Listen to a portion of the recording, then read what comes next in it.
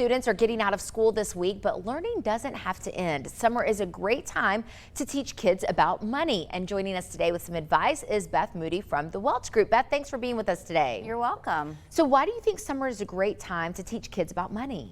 Well, the one big thing is time. With the kids in school all day, it's hard to come home after activities and start talking about this. So hopefully a lot of us have more free time, not only to talk about it, but for the kids to do some kind of job to earn money and see it working in a real way. Yeah, so they have more time to earn the money. So let's talk about some age-appropriate ways that we can put this into practice.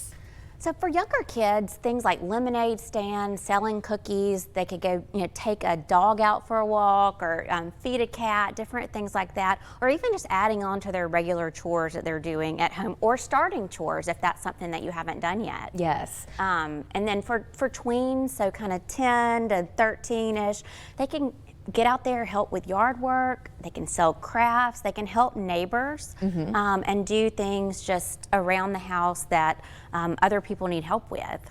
And then for teens, you had up there on the screen some ideas for them. Yeah, they could go get a part-time job. I remember I loved that sense of freedom when I got a paycheck in high school. Yes. They can babysit and lifeguard, tutor younger kids. So there's really a lot of options that kids can do. And that's great because again, they might have more time during the summer. So then once they make this money, what should we teach them about what they do with it? Well, you really have three decisions. You can spend the money, you can save it, or you can give it. And the saving can be short or long term, but we won't get into that now with the kids, so we can think short term.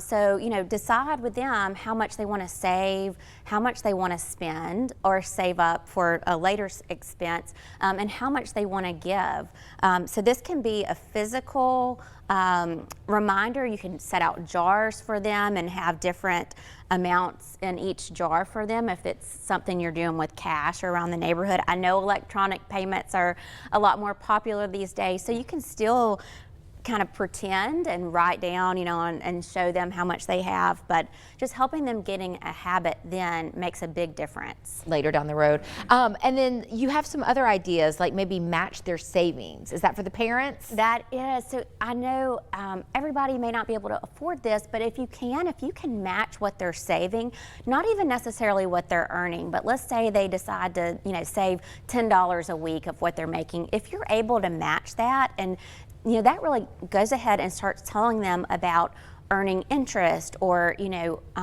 making money on your money down the road, like a match would do with a 401k. So it gives them a real life example. So that's one thing. And then, especially for older kids, if there's some items that your family needs to budget for, and of course this needs to be appropriate, but it may be a family vacation or something like that where you can say, we have this amount of money, what should we do with it? That can be a really powerful thing to work on together so that they're not seeing it for the first time when they get out kind of in the real world. Yeah, I may have our kids, I may charge our kids for the beach trip coming up this summer. Yeah. Make them pay $25 each or something, and show them, teach them that, it's not just a free trip somewhere or something. They have to earn the money to pay for it, right? I love that idea. I'm gonna charge them interest. Oh, no, just kidding.